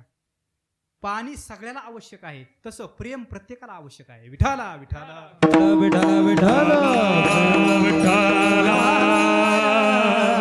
प्रेम प्रत्येकाला आवश्यक आहे. प्रेमासाठी सगळेजण धावपळ करतात. व्याख्या जरी बदललेली असली, प्रत्येक जण सुखाकरता धावपळ करतात. प्रत्येक जण चांगलं व्हावं, गोमट व्हावं, भलं व्हावं, कल्याण व्हावं, पण त्याची होती भिवंडी. विठाला विठाला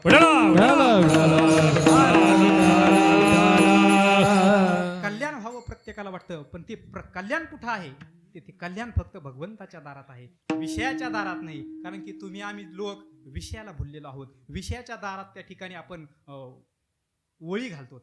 विषयाच्या दारामध्ये प्रेमाचं भीक मागतो. प्रेमाचं भीक विषयाच्या दारात कधीच प्राप्त होऊ शकत नाही. विषय ओढी भुलले जीवा आता याची कोण करील किंवा उपजे नारायणी भाव पावोनी ठाव नरक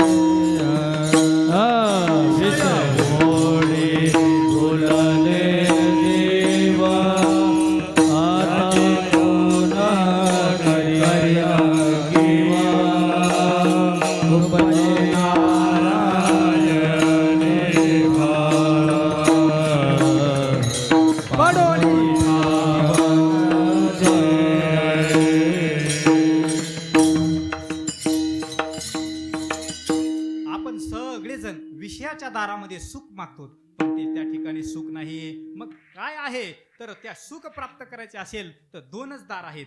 द्वारवत्वात म्हणजे काय, एक दार आहे भगवान परमात्म्याचं आणि दुसरं दार आहे संतांचं. तिथं प्रेमाचं भीक त्या ठिकाणी प्राप्त होत असतं. तिथे प्रेमाचा सुकाळ. सुकाळ म्हणजे काय हो, फार त्या ठिकाणी अत्यंत एवढं घ्या, एवढं घ्या, एवढं घ्या, केवढं घ्या, एवढा प्रभू भावे तिने संकोची राहावे. एवढं म्हणजे केवढं, एवढं म्हणजे त्या ठिकाणी बघा श्रीकृष्ण परमात्म्याच्या काल्याच्या कीर्तनामध्ये सांगत असतात, एवढा त्यांचा छंद देवा काय सेवा भक्ती, ते केवढा छंद आहे बघा. गोपाळाला त्याचा छंद लागला म्हणून त्यांचा उद्धार झाला, तिथं प्रेम प्राप्त झालं. तेथे प्रेमाचा सुकाळ. पुढं काय हो, टाळ मृदंग कल्लोळ. काय याचा कल्लोळ आहे बघा. 3 वाद्य आहेत, राजस तामस आणि सात्विक. हे सात्विक वाद्य आहे. सात्विक वाद्य वाजवल्यावर त्या ठिकाणी अंतकरणामध्ये काय होतं, ब्रह्मरस घेई काढा तिने पिढा वारेल.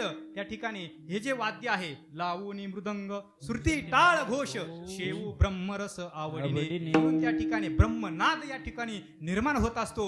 बाकीच्या वाद्यामध्ये त्या जागरण गोंधळामध्ये किती कडक वाद्य असतं, त्याने आता तर पार्ट्या रातची झोप येऊन देत नाहीत. फार कर्कश जुन्या काळात वाघे जागरण करायचे महाराज. आमच्या इकडे एक वामन भाऊचे शिष्य होते, त्यांचं नाव होतं मार्तंड मामा.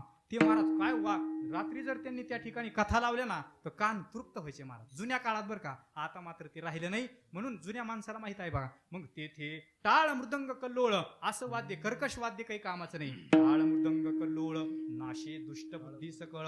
हे जर आपण केलं तर त्या ठिकाणी आपली बुद्धी कशी आहे, नाशे दुष्ट बुद्धी सकळ. जी दुष्ट बुद्धी निघून जाते आणि सात्विक बुद्धी येते. गीतेमध्ये असा एक श्लोक आहे, नास्ति बुद्धिरयुक्तश्च नचायुक्तश्च भावना नचा भावयतश्च शांती रशांतश्च कुत सुखम. तिथं सुख प्राप्त होतं का, होत नाही. नास्तिक बुद्धीच्या ठिकाणी सुख प्राप्त होऊ शकत नाही. मग ती बुद्धी त्या ठिकाणी, एक उदाहरण सांगतो, भजन करा विठ्ठला विठ्ठला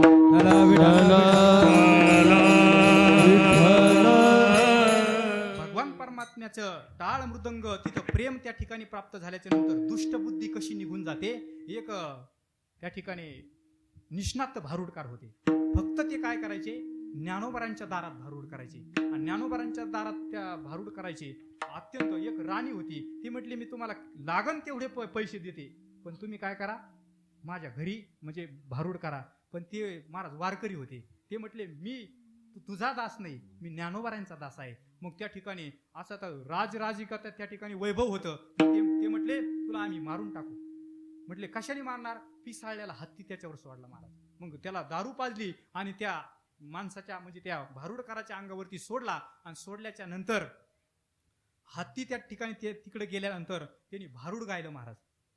त्याची जी बघा टाळ मृदंग कल्लोळ, तिथं प्रेम असतं. मग त्या प्रेमाने ती हत्ती, दारू पिलेली हत्ती, पण महाराज जी त्याला मारण्याच्या ऐवजी त्याच्या गळ्यामध्ये हार टाकला आणि त्याला सोंडीने अज्जात उचलून मस्तकावर घेतलं महाराज. त्याची त्या बुद्धी म्हणजे जी हत्ती आहे प्राण्याची बुद्धी त्या ठिकाणी नासून गेली. नास्ती बुद्धिर युक्तश्च, जी नास्तिक बुद्धी आहे ती निघून गेली महाराज. कशा करता सांगतोय मी हे, की तेथे प्रेमाचा सुकाळ. पुढं भारुडामध्ये तेथे प्रेमाचा सुकाळ, कीर्तनामध्ये प्रेमाचा सुकाळ, टाळ मृदंग कल्लोळ नाशे दुष्ट बुद्धी. हत्तीची बुद्धी निघून गेली, दुष्ट बुद्धी. सात्विक बुद्धी त्या ठिकाणी प्राप्त झाली. समाधी हरिकीर्तनी. समाधी म्हणजे हरिकीर्तनामध्ये समाधी लागते. एक उदाहरण सांगतो, तुकोबराय अत्यंत कीर्तनामध्ये प्रस्त वाढलं तुकोबरायचं. कारण की घोटविन लाळ ब्रह्मज्ञान हाती मुक्त आत्मस्थिती सांडविन ब्रह्मीभूत काय होतसे कीर्तनी बघा. परमात्म्याला प्राप्त करून घेतलं. जेवढे ब्रह्मज्ञानाचे निखिल पुतळे असणारे कोण, माझे कपिल महामुनी, त्यांना सुद्धा तुकोबराय म्हणतात माझ्या कीर्तनाने त्यांना माझ्या समोर लाळ घोटायला लावीन. असे कितीतरी चरण आहेत. समाधीचे सुख सांडावो वाळूनी, समाधीचे सुख सांडावो वाळूनी, समाधीचे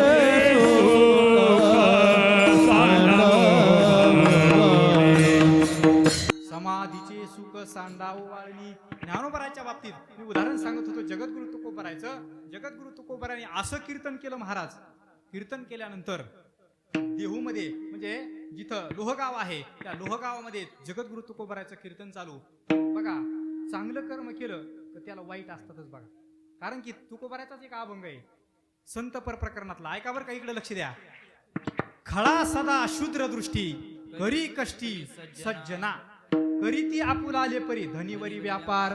चांगला माणूस झाला की त्याला विरोध होणारच महाराज. हे मृत्यूलोकातला नियमच आहे. सज्जन माणसाला खळ जो माणूस असतो तो कष्टी करत असतो. गाथ्यात शब्द आला बरं का, खळा सदा शूद्र दृष्टी करी कष्टी सज्जना. ते पांढरे कपडे आहेत ना त्याला कुठं दाग पाडन असं लोक विचार करत असतात. म्हणून त्या ठिकाणी मग चिंतामणी गोसावी होते. चिंतामणी गोसावींनी काय केलं, म्हटले अहो जगद्गुरु तुकोबारायचं प्रस्त वाढलंय. जगद्गुरु तुकोबारायचं प्रस्त वाढल्याच्या नंतर आपण तिथं गेलंच पाहिजे. पण तुकाराम महाराज सगळ्याबद्दल प्रेम होतं हो, म्हणून असं कीर्तन चालू होतं. मग ते म्हटले जगद्गुरु तुकोबारायला मी विद्वान आहे, माझ्याकडे त्या ठिकाणी बोलवा, मी जिंकतो का ते जिंकते आपण पाहू. असं बोलल्याबरोबर 3 शिष्य, पहिला शिष्य पाठवला. पाठवल्याच्या नंतर असंच त्या ठिकाणी कीर्तनामध्ये रंग भरलेला होता. आणि रंग भरलेला असताना सगळे लोक त्या ठिकाणी निष्णात झालेले आहेत, त्या भक्तीच्या वलयामध्ये तृप्त झालेले आहेत. तुका प्रेमे नाचे गाय गानियात मिरवणी जाय, जसं नोव्हे सारिता निराळे लवण मेळविता जळे. जसं पाण्यामध्ये लवण म्हणजे मीठ, ते मीठ जर पाण्यामध्ये टाकलं तर ते जसं पाण्यामध्ये विरून जातं, तसं भक्तीच्या रसामध्ये ते विरून गेलेले होते सगळे निष्णात. एक जण त्यांचा शिष्य आला आणि ते कीर्तन पाहिलं. कीर्तन पाहिल्याच्या नंतर पुढं आला. पुढं आल्याच्या नंतर तो खाली बसल्यानंतर जगद्गुरु तुकोबारायला त्या ठिकाणी त्याला सुद्धा त्या कीर्तनात समाधी लागली महाराज. कीर्तनात समाधी लागली आणि कीर्तनात समाधी लागल्याच्या नंतर त्या ठिकाणी तोच तिथं राहिला. दुसरा शिष्य पाठवला. तो का येईना याच्यासाठी त्याला पाठवलं. पाठवल्यानंतर तोही त्या कीर्तनात मग्न झाला. तिसरा शिष्य पाठवला. आता म्हटले 3 शिष्य त्यांना समाधी लागून गेली. आता हे कशाने घडलं, टाळ मृदंग कल्लोळ नाशे दुष्ट बुद्धी सकळ. टाळ मृदंगाच्या गजरामध्ये त्यांना समाधी लागली. आणि मग मात्र तुकोबाराय म्हणले रब्बल ताणू नये, जर तोडू नये, त्या ठिकाणी काय ताणू नये. म्हणून त्या ठिकाणी आता आपणच काय गेलं पाहिजे, चिंतामणी गोसावेकडे गेलं पाहिजे. म्हणून महाराजांनी कीर्तन थांबवलं आणि तेच त्या ठिकाणी चिंतामणी गोसावेकडे गेले. आणि मग मात्र माझ्या शिष्याला समाधी का लागली, तर ते म्हटले माझं काही नाही, हे भक्तीच्या रसामध्ये, हे त्या ठिकाणी ब्रह्मनादामध्ये ते पोहलेले आहेत. म्हणून असं तेथे प्रेमाचा सुकाळ टाळ मृदंग कल्लोळ नाशे दुष्ट बुद्धी सकळ.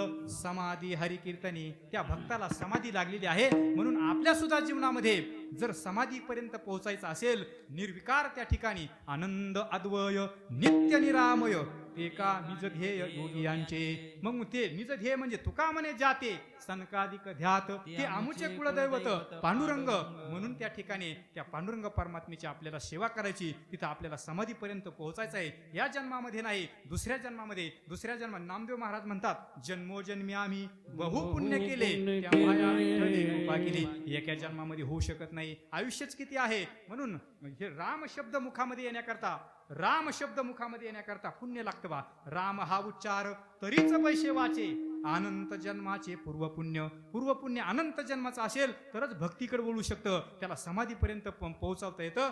सांगायचा भाग असा आहे, टाळ मृदंगाच्या गजरामध्ये ते प्राप्त होत असतं. मग हे सगळं कशाने होतं हो, त्याला वैराग्य लागतं महाराज. जर वैराग्य नसेल तर तुम्हाला ते प्राप्त होऊ शकत नाही. ते वैराग्य कसं लागतं, अढळ वैराग्य प्रगटे अंगी बैसता संगी संतांची दिव्य भोगी विटे मन मृत्यू का समान सोने रूपी. निळोबाराय सांगतात अढळ, अढळ शब्दाचा अर्थ होतो हे शास्त्रामध्ये हे विकरण आहे. आणि ते बघा संस्थेचे विद्यार्थी आहेत, हे विकरण आहे. आणि अढळ, ढळ म्हणजे कधी न ढळणारं वैराग्य ज्याच्याकडे असेल तर त्यालाच ते त्या ठिकाणी समाधी पर्यंत पोहोचवता येतं. नाहीतर कसं वैराग्य, अढळ वैराग्य प्रगटे अंगी. केव्हा प्राप्त होतं ते, बैसता संगी संतांची, संतांच्या संगतीमध्ये बसल्याच्या नंतर ते आढळ वैराग्य प्राप्त होतं. कसं, दिव्य भोगी विटे मन, भोगामध्ये मन त्याचं त्या ठिकाणी विटून जातं. मृत्तिके समान सोने रूपी, सोनं सुद्धा त्याला मातीप्रमाणे वाटतं. केव्हा, त्याला वैराग्य प्राप्त झाल्याच्या नंतर. एक दृष्टांत सांगतो समजण्याकरता. विठाला विठाला विठाला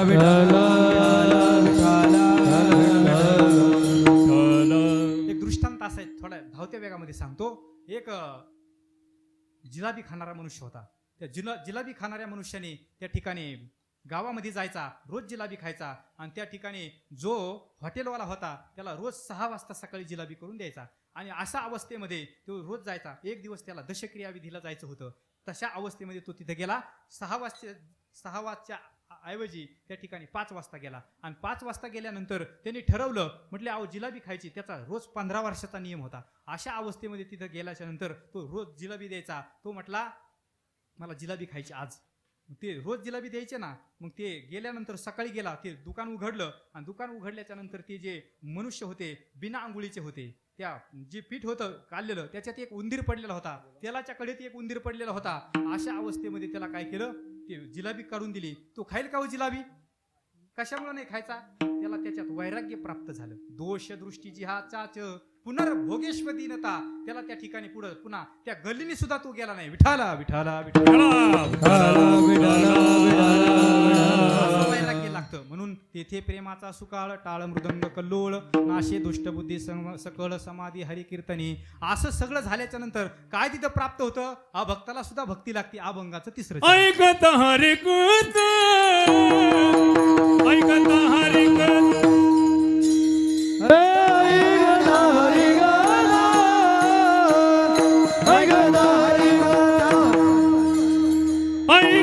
हरी कथ ऐकत हरी कथ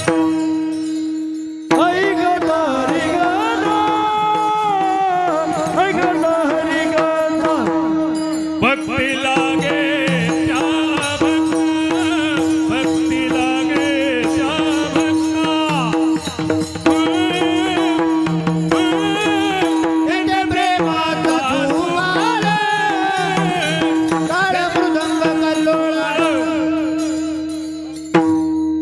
ऐकता हरिकथा भक्ती लागे त्या अभक्ता. अभक्ताला सुद्धा भक्ती लागते. मग हे सगळं झालेलं असताना देखोनी कीर्तनाचा रंग ऐसा उभा पांडुरंग. हे सगळं होत असताना पांडुरंग परमात्मा त्या कीर्तनामध्ये उभा होत असतो आणि तेथे प्रेमाचा सुकाळ टाळ मृदंग कल्लोळ अनेक चिंतन आहे. पण वेळेअभावी त्या ठिकाणी मी थांबतो. विठोबार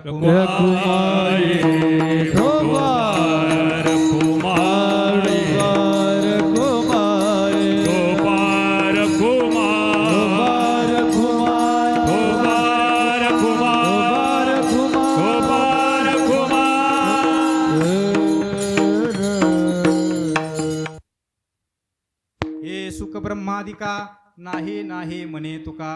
हे सगळं प्रेमाचं जे सुकाळ आहे, हे जे सुख आहे हे दुसरीकडे मिळत नाही. ब्रह्मादिकाला ते प्राप्त होत नाही. ब्रह्ममूर्ती संत जगी अवतरले उद्धरावयाले दीनजन. ब्रह्मादिक त्यांची वंदिती पायवन. कशासाठी? हे सुख ब्रह्मादिका नाही नाही म्हणे तुका. दुसऱ्याला हे प्राप्त होत नाही असं त्या ठिकाणी जगद्गुरु तुकोबाराय सांगतात. सगळं त्या ठिकाणी चिंतन मी केलेलं आहे. धावत्या वेगामध्ये जेवढा वेळ मला त्या ठिकाणी प्राप्त करून दिला तेवढ्या वेळेपर्यंत मी त्या ठिकाणी पोहोचलेलो आहे. अभंग 5 चरणाचा होता. सांगायचं त्या ठिकाणी अजून आहे, पण वेळेअभावी याच ठिकाणी थांबतो. सगळ्यांना त्या ठिकाणी धन्यवाद. मातृवर्ग, पितृवर्ग, वयस्कर माणसं, माझे गुरुबंधू, सगळे जे गायक मंडळी आहेत ज्यांनी मला साथ केलेली आहे, असे सगळ्यांच्या चरणावरती नतमस्तक ठेवतो. ज्यांनी मला इथं बोलवलं असे आमचे त्र्यंबक भाऊ असतील, सर्व पंचकृषी असेल, त्या ठठिकाणी कार्यकर्ते मंडळी असेल, मी ज्यांच्या घरी थांबलो त्यांचं काय नाव आहे? काशीनाथ. त्यांना सुद्धा धन्यवाद. अशा सगळ्यांच्या चरणावरती नतमस्तक होऊन सेवेला याच ठिकाणी पूर्ण विराम. ज्ञानेश्वर माऊली ज्ञानराज ज्ञानेश्वर माऊली